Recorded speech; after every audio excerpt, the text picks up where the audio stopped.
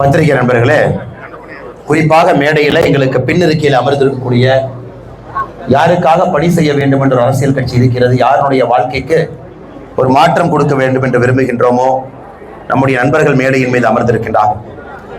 முதல் அவர்களை நம்முடைய பத்திரிகை நண்பர்கள் அறிமுகப்படுத்துகின்றேன். எங்களுக்கு பின்னால் இங்கே வந்திருக்கக்கூடிய அடுத்த கட்ட இந்தியாவிலே ஒரு எழுச்சியோடு மக்களுக்கெல்லாம் சேவை செய்வதற்காக வந்திருக்கக்கூடிய ஒரு ஸ்டார்ட் அப் ஆண்டர்பிரனர், அதாவது ஒரு சுய தொழில் செய்யக்கூடிய ஒரு தொழிலுடைய உரிமையாளர் அருமை சகோதரர் ஹரி அவங்க இருக்கிறாங்க. அவர்களை முதல்ல வரவேற்கின்றேன். Founder of bird scale drone technology நடத்துறாங்க.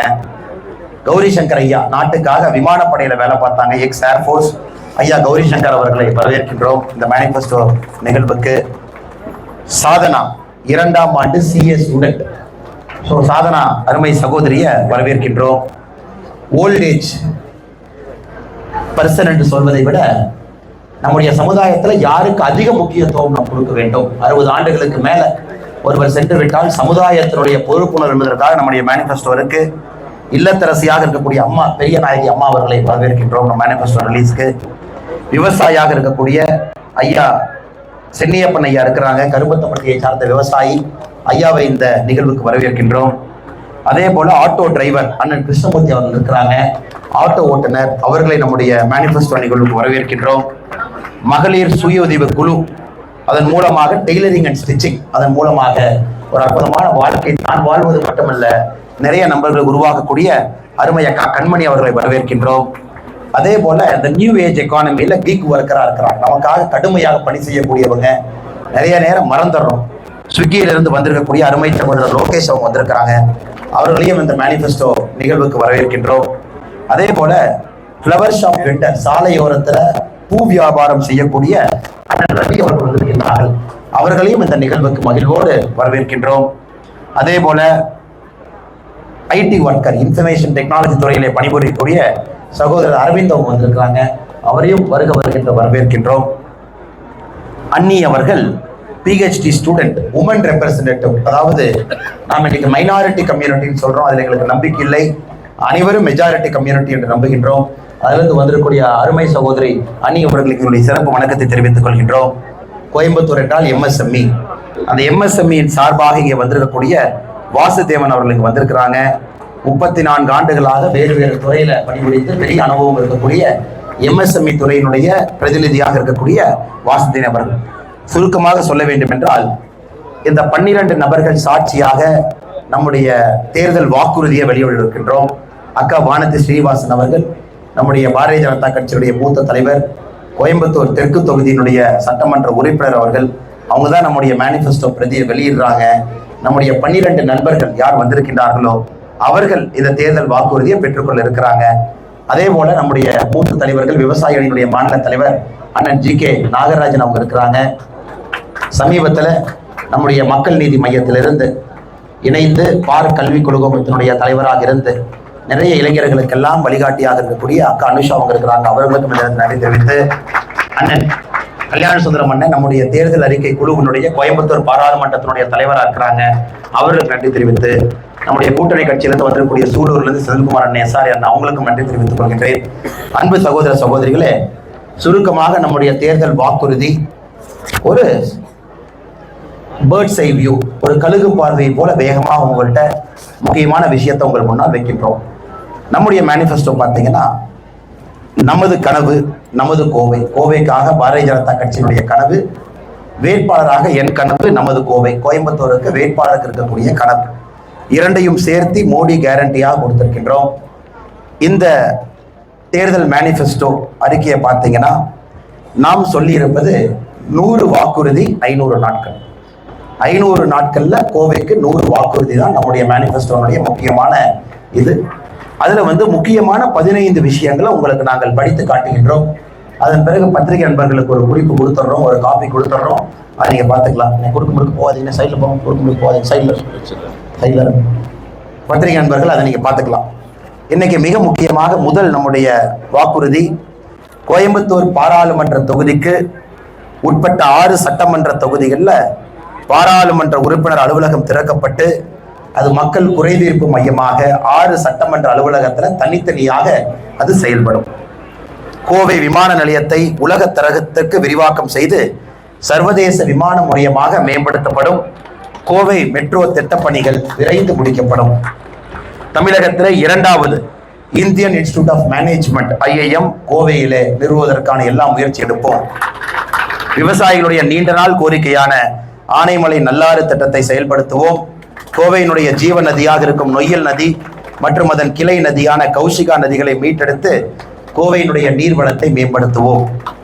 விசைத்தறி உரிமையாளர்கள் பயன்பெறும் வண்ணம் பவர் டெக்ஸ் திட்டத்தை மீண்டும் செயல்பாட்டுக்கு கொண்டு வருவோம். பவர் டெக்ஸ் திட்டத்தின் கீழ் சூரிய மின்தகடுகள் அமைக்க மற்றும் சாதாரண விசைத்தறிகளை நாடா இல்லாத விசைத்தறிகளாக மாற்ற வழங்கப்படும் மானிய தொகையை உயர்த்தி வழங்குவோம். கோவையிலே நேஷனல் இன்வெஸ்டிகேஷன் ஏஜென்சி தேசிய புலனாய்வு அமைப்பினுடைய ஒரு கிளை அலுவலகத்தை திறப்போம். நார்கோட்டிக்ஸ் கண்ட்ரோல் பியூரோ போதை தடுப்பு மையத்தை மத்திய அரசினுடைய NCB மையத்தை கோயம்புத்தூரிலே நிறுவுவோம். கோவையில் ஆட்டோமோட்டிவ் காரிடார் அமைப்போம். கோவை டிஃபென்ஸ் காரிடார்ல செமிகண்டக்டர்களை தயாரிக்க பாதுகாப்பு அமைச்சகத்திடம் வலியுறுத்துவோம். கோவை பாராளுமன்றத்தில் மத்திய அரசினுடைய 4 நவோதயா பள்ளிகளை அமைத்து நமது குழந்தைகளுக்கு உலகத்தரம் வாய்ந்த கல்வி கிடைக்க வழிவகை செய்வோம். இந்த பகுதியினுடைய விளையாட்டு வீரர் வீராங்கனைகளுக்கு சிறப்பான பயிற்சிகள் கிடைப்பதை உறுதி செய்ய ஆசியாவின் மிகப்பெரிய விளையாட்டு பயிற்சி மையங்களில் ஒன்றான தேசிய விளையாட்டு ஆணையம் Patiala Sports Authority of India Patiala அதனுடைய கிளை பயிற்சி மையம் கோவையில் அமைப்பதற்கு பாடுபடுவோம். கோயம்புத்தூர் பாராளுமன்ற தொகுதிக்குள்ள அடுத்த 500 நாட்களுக்குள்ள, அதாவது 1.5 வருஷத்துல 250 மோடி ஐயாவுடைய மக்கள் மருந்தகங்களை நிறுவுவோம். வயோதிகர்கள் உடல் ரீதியான மற்றும் உளவியல் ரீதியான சிறப்பு மருத்துவ தேவையை பூர்த்தி செய்ய கோவையில் உலகத்தரம் வாய்ந்த தேசிய முதியோர் நல மருத்துவ மையம் National Institute of Ageing for our older generation அதை கோயம்புத்தூர் அமைப்பதற்கு நடவடிக்கை எடுப்போம். நாடு முழுவதும் உள்ள புராதனமான ஆன்மீக தலங்களுக்கு கோவையிலிருந்து 10 புதிய ரயில்கள் இயக்க முயற்சி எடுப்போம். சபரிமலை யாத்திரையை ஒருங்கிணைக்க கோயம்புத்தூரிலே உதவி மையத்தை அமைப்போம். கொங்கு மண்டலத்தில் மத்திய அரசின் உதவியோடு உயர்தர புற்றுநோய் சிகிச்சை மருத்துவமனையை நிறுவுவோம். ஆயுஷ்மன் பாரத் திட்ட பயனாளிகளுக்கு மருத்துவமனையில் இலவச சிகிச்சை வழங்க நடவடிக்கை எடுப்போம்.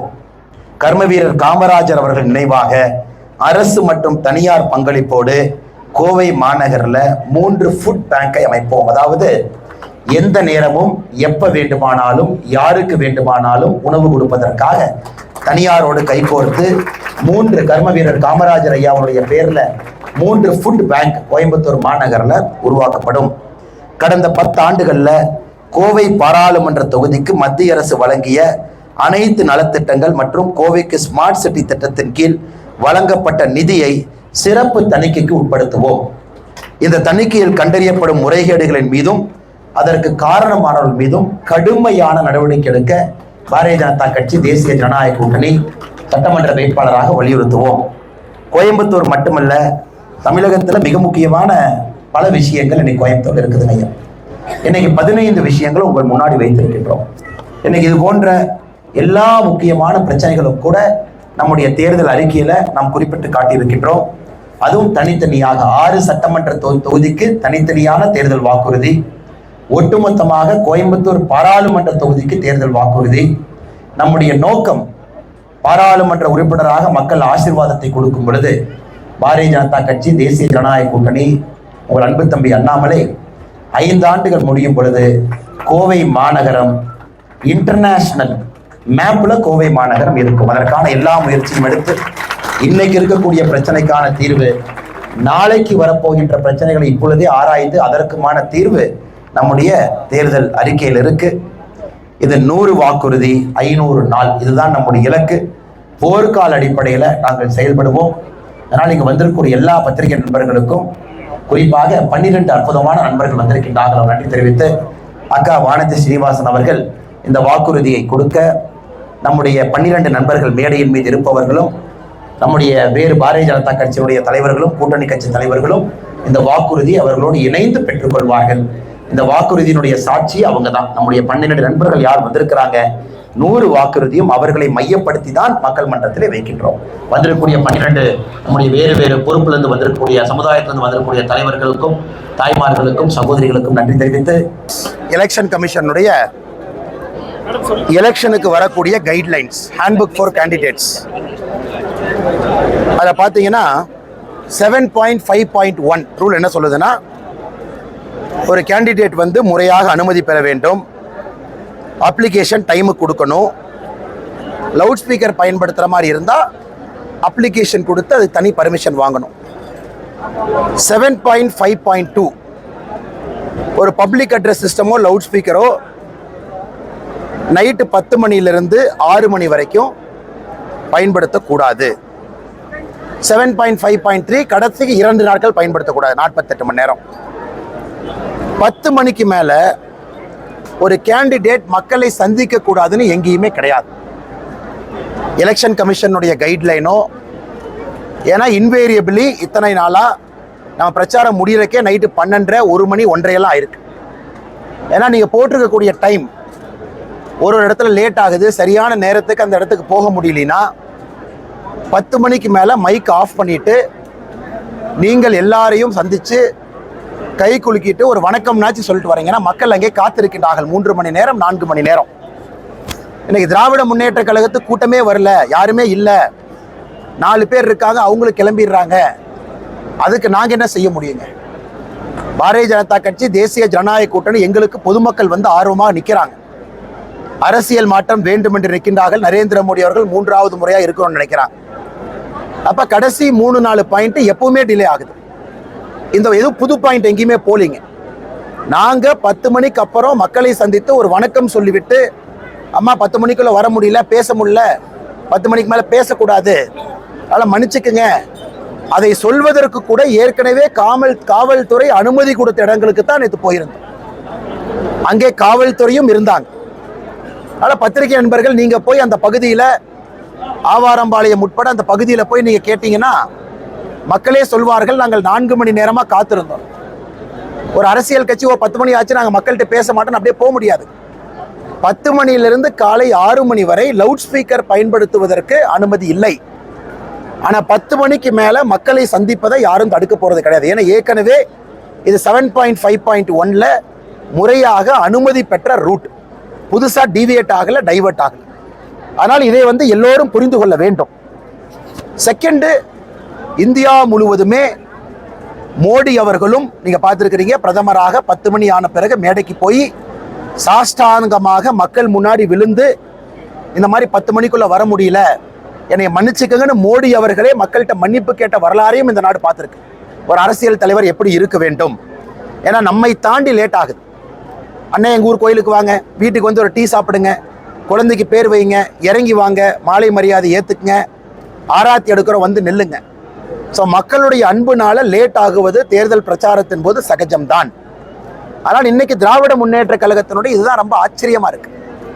அதாவது மக்களை 10 மணிக்கு மேலே சந்திச்சு, சரி காவல்துறை இருந்தாங்களே, நான் மைக்கில் பேசின வீடியோ ரிலீஸ் பண்ண சொல்லுங்கிறேன்.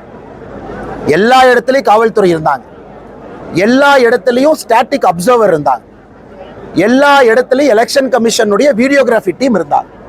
இன்னைக்கு இவ்வளவு பேசுறவங்க நான் மைக் எடுத்து 10 மணிக்கு மேலே பேசினதை அவங்க ரிலீஸ் பண்ண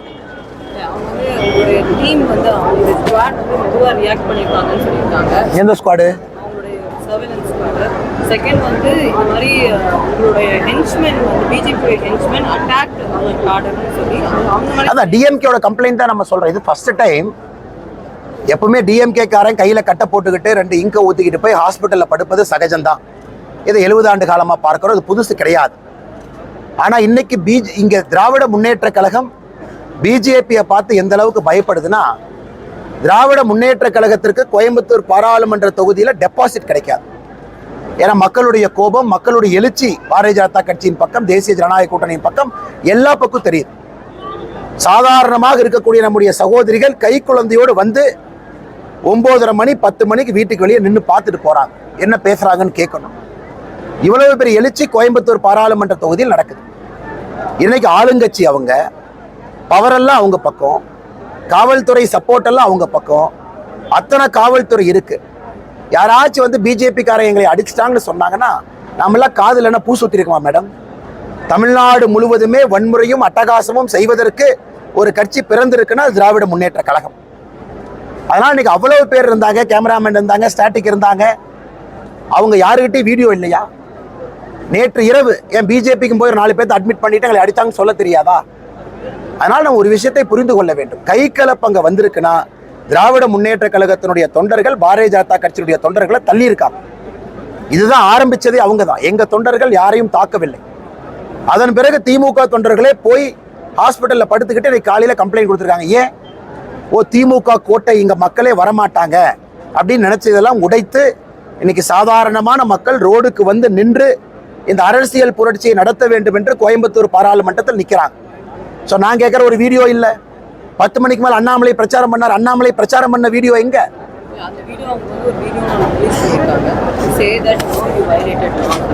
What did I say? I am giving you the Election Commission guideline to say I have every right to meet people after 10 p.m. Which Election Commission rule stops me? You please quote the order, madam. Is there any guideline, regulation in Election Commission which says a candidate after 10 p.m. if he goes late to a predetermined point, which is approved by the police, and which from morning till evening we go only in the predetermined route, because of delay from morning till evening, if we reach a spot late, which Election Commission manual or handbook prescribes at 10 o'clock the candidate has to abruptly leave the vehicle and go to his home? It doesn't prescribe.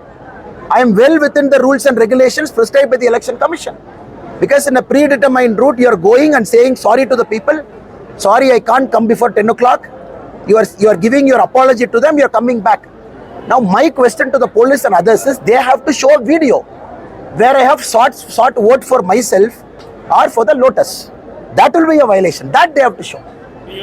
From your point of view, it is not a violation. Why it is violation? If somebody calls a violation, they don't even know the law. They are unfit to be doing the election duty. Then how the case had been registered by the police and the election? What case registering is a big thing? Case India FIR registration is a big thing. You want, we can register 1000 FIR today. 1000 FIR, you go to a police station, you can register against anybody. Also saying that continuously you've been violating law, the police are not taking action, and so they don't mind taking action on the returning officer. What continuously, madam? You are a reputed journalist. You have to speak with facts. You cannot speak like a DMK spokesperson. You tell me what continuous allegation, what violation. You tell me violation number 1. What is it violation? Where did we violate? What time we violated? Please tell me, madam. When somebody is asking you this, it is your right as journalist. You question back, right? Annamalai cannot have a different justice in Coimbatore. DMK cannot have. Madam Preeta has to ask me, sir, this is allegation number 1 happened on this date. So you cannot say in the air saying, oh, continuously Annamalai is violating, so they are acting. That is not a good journalism, and neither my answer is good enough for that. No, they are saying that they will file charge against the returning officer. 10 மணிக்கு மேல 100க்கு மேற்பட்டவர்கள் எங்க கூட்டமா போனாங்க? I can release the whole footage. நாங்கள் record பண்ணிருக்கோம். 100க்கும் மேற்பட்டவர்கள் 4 மணி நேரமா நிக்கிறாங்க. That's a static crowd. அங்க இருக்கக்கூடிய பெண்கள்லாம் வீட்டுக்கு வெளியே வந்து நின்னுட்டு இருக்காங்க 4 மணி நேரம். யாரு ப்ரொஃபஷனா போனாங்க? அந்த ஃபுட்டேஜ் உங்க கிட்ட இத்தனை கேமரா இருக்கீங்களா? ரெக்கார்ட் பண்ணீங்களா? எத்தனை பேர் என் கூட நேத்து வந்தீங்க?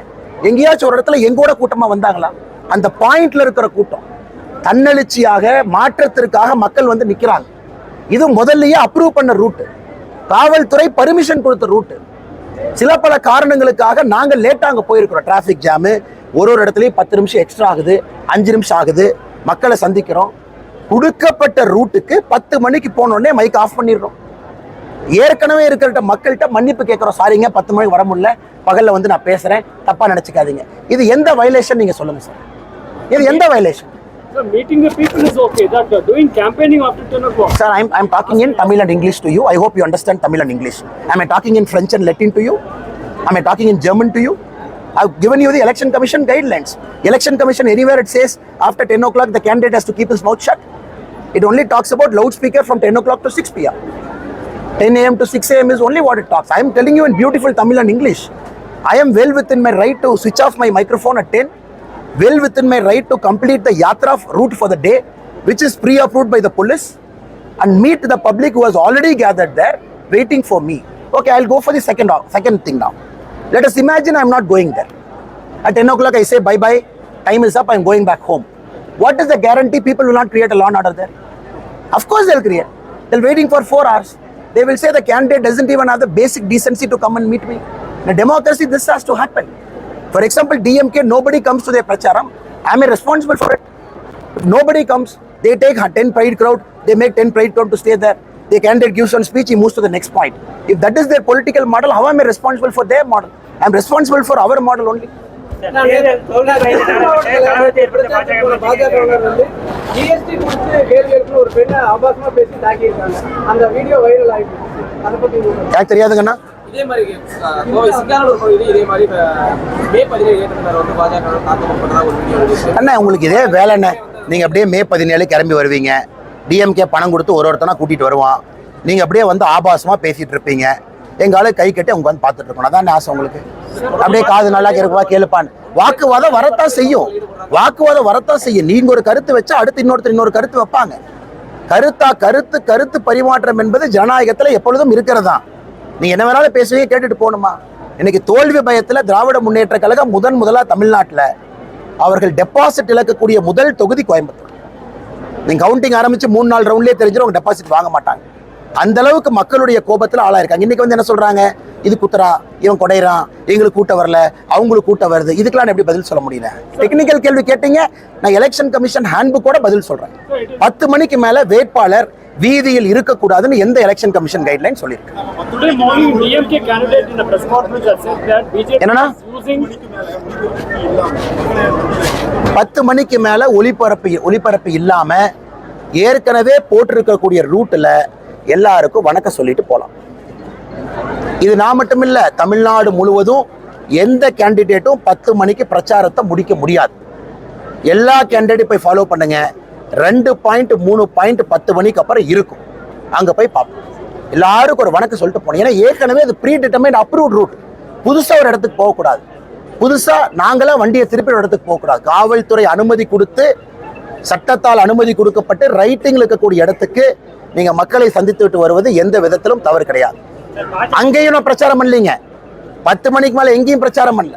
மக்கள்கிட்ட மன்னிப்பு கேட்டுட்டு மட்டும்தான் வந்தேன். நான் பிரச்சாரம் பண்ற வீடியோ நீங்க காட்டுங்க. அண்ணா அண்ணாமலை ஓட்டு போடுங்க, தாமரை ஓட்டு போடுங்க அம்மான்னு எங்கேயும் கேட்கலையே. சாரிங்கம்மா, லேட் ஆயிடுச்சு, குழந்தைங்களோட இருக்கீங்க, மன்னிச்சுக்கங்க, காலையில இருந்து டிலே ஆயிடுச்சு, பகல்ல வந்து நான் பிரச்சாரம் பண்றேங்கம்மா, தப்பா நினைச்சுக்காதீங்க, 10 மணிக்கு மேல பிரச்சாரம் பண்ணக்கூடாது. இந்த வார்த்தையை மட்டும்தான் நான் சொல்லியிருக்கேன். அங்கிருந்த காவல்துறை ஸ்டாட்டிக் டீம்ல ரெக்கார்ட் பண்ணியிருக்காங்க, எலெக்ஷன் கமிஷன் அப்சர்வர் ரெக்கார்ட் பண்ணாங்க, அவங்க எல்லாரும் நின்னாங்க. அந்த வீடியோ ரிலீஸ் பண்ண சொல்லுங்க.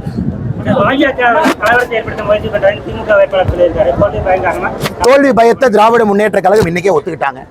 ஏப்ரல் 19 வரை அவர்கள் காத்திருக்க தயாராக இல்லை. இன்னைக்கே அவங்க விட்டு கொடுத்துட்டு ஊரை விட்டு ஓடுவதற்கு திராவிட முன்னேற்ற கழகம் தயாராக இருந்தால் நாங்கள் என்ன சொல்றது?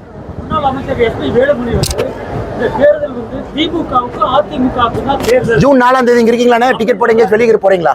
ஜூன் 4ஆம் தேதி கோயம்புத்தூர்ல இருப்பீங்களா, வெளியே போவீங்களா? குலதெய்வம் கோயிலுக்குலாம் போக மாட்டீங்க, ஊருக்கு தான் இருப்பீங்க. 4ஆம் தேதி ரிசல்ட் பார்த்து பேசுவோம். 15 வாக்குறுதி சொல்லனே 100 வாக்குறுதி சொல்லியிருக்கோம். இன்னைக்கு பொறுப்பெடுத்து நாங்க நிக்கிறோம். என்ன கேள்வி கேட்கறீங்க? ஒரு மனசாட்சியோட கேட்கறீங்களா? நீங்க ஒரு மனசாட்சியோட கேள்வி கேட்கறீங்களா? வாய் இருக்குன்னு நீங்க கேள்வி கேட்டா அப்புறம் வாய் இருக்குன்னு நானும் பதில் சொல்லுவேன், தப்பா போயிடும், அப்புறம் வேற மாதிரி ஆகி போயிடும், தப்பா போயிடும். வாய் இருக்குன்னு நீங்க இதே கேள்வி எல்லா வேட்பாளர்ட்டையும் கேட்பீங்களா? புதுசா மேனிஃபெஸ்டோ ரிலீஸ் பண்ணுது இன்னைக்கு பிஜேபி 2024. அப்ப ஏன் 2014 செய்யல? இல்ல புல்லட் ட்ரெயின் விடுவோம், ஏன் 1991 செய்யல? இன்னைக்கு என்ன சிந்தனை இருக்கு, இன்னைக்கு மக்களுக்கு என்ன தேவை, மக்கள் கோரிக்கை என்ன இருக்கு, தீர்க்கப்படாத பிரச்சனைகளுக்கு அதான். அப்ப எல்லா கமிஷன் எல்லா கட்சியும் மேனிஃபெஸ்டோ ரிலீஸ் பண்ணுவாங்க, எல்லாத்தையும் கேட்கலாமே. ஏன் நீங்க 1960 இதை பத்தி யோசிச்சு அப்பயே புல்லட் ட்ரெயின் விடல? கேட்கிற கேள்வி ஒரு நாய் இருக்கணும்.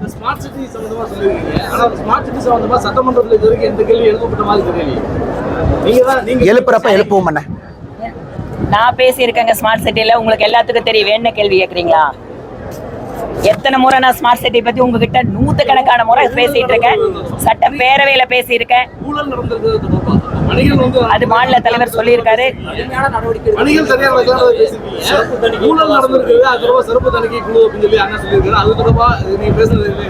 ஆனா இன்னைக்கு எங்களுடைய நிலைப்பாடு தெளிவா இருக்கு. பத்திரிகை நண்பர்கள், நீங்க கேட்கிற கேள்வியில கொஞ்சம் அறம் இருக்கான்னு பாத்துக்கல. அறம் இருக்கான்னு நீங்க கொஞ்சம் நீங்க கேட்கிற கேள்வியில அறம்ங்கிற வார்த்தை இருக்கான்னு பாருங்க. அறம் இருக்கான்னு நீங்க கேட்கிற கேள்வி அறம் இருக்கான்னு பாருங்க. அண்ணாமலைக்கு ஒரு நாயும் திராவிட முன்னேற்ற கழகத்துக்கு ஒரு நாய் இருக்கக்கூடாதுங்க, எல்லாத்துக்கும் ஒரே நாய் தான் இருக்கணும். கேள்வி கொஞ்சம் அறத்தோட கேள்வி.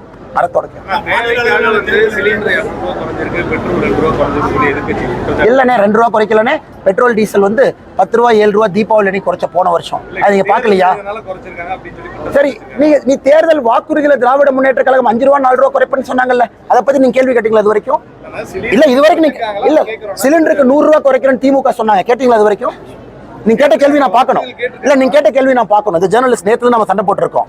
நீங்க திராவிட முன்னேற்ற கழகத்தினுடைய வேட்பாளர்கிட்டயோ ஒரு திமுக தலைவர்கிட்ட அண்ணன் நியாயமா இருங்கண்ணே, சாப்பிட்ற சாப்பாடுல உப்பு இருக்கணும் உங்களுக்கு எனக்கும் நியாயமா கேளுங்க. திமுக தன்னுடைய தேர்தல் வாக்குறுதி 2021 சொல்லியிருக்காங்க, நாங்க சிலிண்டருக்கு 100 ரூபா குறைப்போம். முதல்வர் ஸ்டாலின் நீங்க கேட்டீங்களா? ஏன்னா வெக்கமா இல்லையா?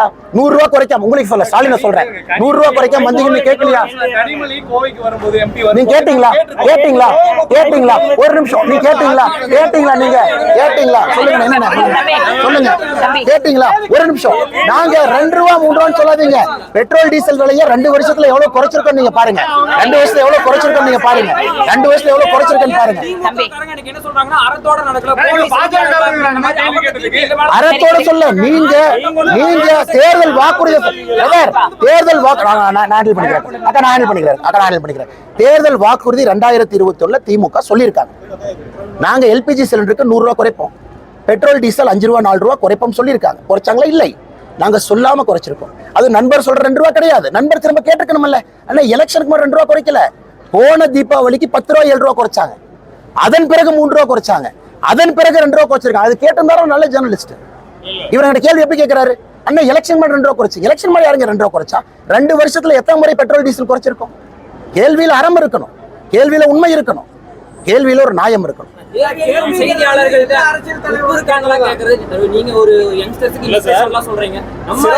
ஆமாண்ணே, ஒரு நிமிஷம், மக்கள் முடிவு பண்ணிட்டேன். நீங்க நடந்துக்கிற விதத்தை மக்கள் முடிவு பண்ணட்டும். நான் ஆனஸ்டா சொல்றேன், பத்திரிகையாளர்னா 2 கொம்பு கிடையாதுண்ணே. அதே மாதிரி அரசியல்வாதினால் 2 கொம்பு இல்ல. ஒரு நிமிஷம், மக்கள் தான் பாக்குறாங்க சார், மக்கள் தான் பாக்குறாங்க. நீங்க நியாயமா இருந்தா இந்த நாடு எப்போ முன்னேறி இருக்குமே? மக்கள் தானே பாத்துட்டு, உங்களையும் மக்கள் பாக்குறாங்க, என்னையும் மக்கள் பாக்குறாங்க. பத்திரிகையில் அறம் இருக்கான்னு மக்கள்கிட்ட நான் கேட்கிறேன். பத்திரிகையில் அறம் இருக்கான்னு நான் கேட்கிறேன். பத்திரிகையில் அறம் இருக்கான்னு கேட்கிறேன். சரி, ஒரு நிமிஷம். கம்ப்யூட்டருக்கு கூகுள் இருக்கு. மத்திய அரசு எத்தனை முறை பெட்ரோல் குறைச்சா உங்களுக்கு தெரியாது? உங்களுக்கு தெரியாம மாதிரி சின்ன பாப்பாவா நீங்க? சின்ன பாப்பாவா? 2ஆம் கிளாஸ் படிக்கிற பாப்பாவா? பெட்ரோல் டீசல் விலையை மத்திய அரசு குறைக்கவே இல்லை, குறைக்கவே இல்லை. தீபாவளிக்கு 10 ரூபா 7 ரூபா குறைக்கல பெட்ரோல் டீசல் 2 வருஷத்துக்கு முன்னாடி. 2 ஆண்டுகள்ல போன தீபாவளிக்கு பெட்ரோல் டீசல் நாங்க 10 ரூபா 7 ரூபா குறைக்கல. உண்மையாலுமே நீங்க குறைக்கலன்னு சொல்றீங்களா? Are you that confident? இல்ல I want test you. Are you that confident? போன தீபாவளி 10 ரூபா 7 ரூபா நாங்க குறைக்கல. ஞாபகம் இல்லைன்னு சொல்லுங்க. தெரியாத கேள்வி கேட்காதீங்க, தெரியாத கேள்வி கேட்காதீங்க. ஞாபகம் எல்லாம் தெரியாதுன்னு விட்டுருங்க. மத்திய அரசுடைய மத்திய பாரதிய ஜனதா கட்சியினுடைய தேர்தல் அறிக்கைக்காக கொஞ்சம் கோஆர்டினேட் பண்ணிட்டு இருக்கோம். ஏன்னா நிறைய விஷயங்கள் இங்கிருந்து மத்திய பாரதிய ஜனதா கட்சியினுடைய தேர்தல் அறிக்கையில இடம்பெற வேண்டும் என்று நினைத்திருக்கின்றோம். அதை அனுப்பிச்சிருக்கோம். அதனால கோஆர்டினேட் பண்ணிட்டு இருக்கோங்கன்னா வந்தோடனே வேகமா சொல்றோம். கரெக்டு தானே? சிஏஜி கரெக்டா வேலையை செஞ்சிருக்காரு. அங்க இருக்கக்கூடிய யார் ஃபினான்ஸ் செக்ரட்டரி கோபம், அவர் குறிப்பிட்டிருக்கக்கூடிய எந்த விதத்தில் இன்ஃப்ளேட்டட் எக்ஸ்பெண்டிச்சர் நடந்திருக்கு அதை மாநில அரசு ஏற்றுக்கொள்வதற்கு தயாரா இல்லை. சிஏஜிங்கிறது இண்டிபெண்டன்ட் பாடி, அவங்க இண்டிபெண்டா தணிக்கை நடத்தி வேஸ்ட்ஃபுல் எக்ஸ்பெண்டிச்சர். ஆனால் இவங்க இதே சிஏஜி மத்திய அரசு பத்தி சொன்னா தூக்கிட்டு வந்து உட்காந்துருவாங்க. இதே சிஏஜி மத்திய அரசை பத்தி எங்கேயாச்சும் ஒரு இடத்துல சொன்னாங்கன்னா அது வேத வாக்கு, புத்தரை சொல்லிட்டாங்கன்னு ஸ்டாலின் அப்படியே சுத்துவார் எல்லா பக்கமும். ஆனா இதே சிஏஜி தமிழக அரசனுடைய மோசமான செயல்பாடுகளை பத்தியோ ஒரு வேஸ்ட்ஃபுல் எக்ஸ்பெண்டிச்சரை பத்தி சிஏஜி சொல்லும் பொழுது எதற்கு தமிழக அரசு சிஏஜி அதிகாரி இடமாத்துறாங்க? அதே கேள்வியை நான் வைக்கிறேன். உங்களுக்கு ஏன் ஃபேஸ் பண்றதுக்கு தைரியம் இல்லையா? இல்ல ஒருவேளை சிஏஜி அதிகாரியினுடைய தணிக்கைக்கு உங்களுக்கு இஷ்டம் இல்லைன்னா நீங்க எக்ஸ்பிளனேஷன் கொடுங்க. நீங்க சிஏஜியினுடைய தணிக்கைக்கு எந்த விதத்துல மாறுபடுறீங்க எக்ஸ்பிளனேஷன் கொடுங்க. திமுகவினர் பல இடங்கள்ல போஸ்ட் ஓட்டிருக்காங்க. ஜிபே என்ற பேர்ல வந்து பிரதமர் மோடியோட படத்தோட பாஜக செய்த ஊழல்கள் அப்படின்னு சொல்லி என்னன்னா ஒரு ஸ்கேன் பண்ண வீடியோ வர மாதிரி வந்து போஸ்ட் ஓட்டிருக்காங்க. மூளை இல்லாம பாக்குறேன், மூளை வளர்ச்சி குறைந்தவர்களா பாக்குறேன், இன்னும் கொஞ்சம் படிக்கணும்னு பாக்குறேன், எல்கேஜில சேர்த்து ஒண்ணுன்னு பாக்குறேன், இன்னும் கொஞ்சம் அறிவை வளர்க்க வேண்டும் என்று யோசிக்கின்றேன். போஸ்ட் ஓட்டவங்களும் அப்படித்தான் நான் பாக்குறேன். நீங்க ஊழலுக்கு எதிராக வந்து பேசுறீங்க. ஆனா அவங்க கூட்டணியில இருக்கக்கூடிய அமமுக, உள்ள இருக்கக்கூடிய டிடிவி தினகரன், ஓபிஎஸ், அதுக்கப்புறம் வந்து அன்புமணி ராமதாஸ் மேலே ஊழல் புகார் இருக்கு. இது வந்து என்ன ஊழல் எதிர்ப்புல வந்து பின்னடைவா இருக்காதா? பின்னடைவா இருக்காதுண்ணா. மக்களுக்கு தெரியும் யார் ஊழல் யார் ஊழல்வாதிகள் மக்களுக்கு தெரியும். இவங்க ஊழல் வந்து அது உங்களுக்கு வெட்டுறேன். நீங்க போய் டெலிகாஸ்ட் பண்ணுங்க, ஸ்டிங் ஆபரேஷன் பண்ணுங்க, 81 ரூபாய்க்கு டிவி சேனல் நடத்துறீங்க, 2 லட்சம் ரூபாய்க்கு கேமரா வச்சிருக்கீங்க, உங்க வேலையை நீங்க செய்யுங்களேன். நீங்க டிவியில போடுங்க, மக்கள் பார்க்கட்டும். நான் அதுக்கு அண்ணாமலை எல்லாத்துக்கும் ஸ்போக்ஸ் பர்சனா பேசணும். Won't this electoral bond issue will be an election issue for? Why it is good only? We are very transparent. What is wrong in it? What is wrong in it? Whichever party willfully they donated, it is all in the public eyes now. So what is there to hide? Why will it be a setback? BJP had taken almost 60% of the electoral bonds. If they like BJP, they are giving to BJP. If there is a TV channel which is #1 TRP, can I go and shoot down that journalist? You are from ANI. Your rival is PTI. There are this many channels. One channel is #1. Can I go and kill them? Which channel people like, people watch. Which party people like, people donate. So can I go and put the gun to the editor's head and say, you are #1, I am going to kill you. Please don't run the channel. So your answer is like that logic. Nilgiri தொகுதியில் ஆஷாக்கு ஆதரவா மாவட்ட collector செயல்பட்டார் சொல்லி அந்த தேர்தல் செலவு election கமிஷனுக்கு இதை பற்றி நீலகிரியினுடைய அப்சர்வர்கிட்ட நீங்கள் கேட்கணும். ஏன்னா அசிஸ்டன்ட் ரிட்டர்னிங் ஆஃபீஸர் வந்து மாவட்ட கலெக்டர் மீது சில புகார்களை வச்சிருக்கிறாங்க. அது பொதுவெளியில் அந்த கடிதத்தை பார்க்குறோம். நீலகிரியினுடைய ரிட்டர்னிங் ஆஃபீஸர், நீலகிரியினுடைய ஓவரால் அப்சர்வர் யார் இருக்காங்க, அவங்ககிட்ட தான் அந்த கேள்வி கேட்குறோம். நான் பதில் சொல்ல விரும்பலை. அது நீலகிரியில் என்ன நடக்குது அப்படிங்கிறதான் காட்டுது. தமிழ்நாடு முழுவதுமே எந்த அளவுக்கு அரசியல்வாதிகளுடைய ஆதிக்கம், ஆளுங்கட்சி அரசியல்வாதிகளுடைய ஆதிக்கம் இருக்குன்னு அது காட்டுது. அதிமுகவும் திமுகவும் போட்டி போட்டு போய் வாக்கு சேகரிக்க கூட எதுக்கு போட்டி போடணும் அவங்களோட? சரி, நாங்க எதுக்கு அவங்க செய்யறது நாங்க செய்யணும்?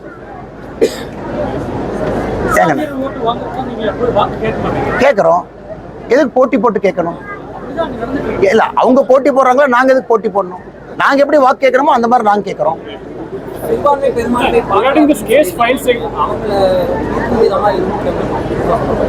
யாருக்கு என்ன தேவையோ கொடுத்துருக்கோம். இந்த வாக்குறுதி 100 வாக்குறுதியும் சிறுபான்மை பெரும்பான்மை பார்க்கல.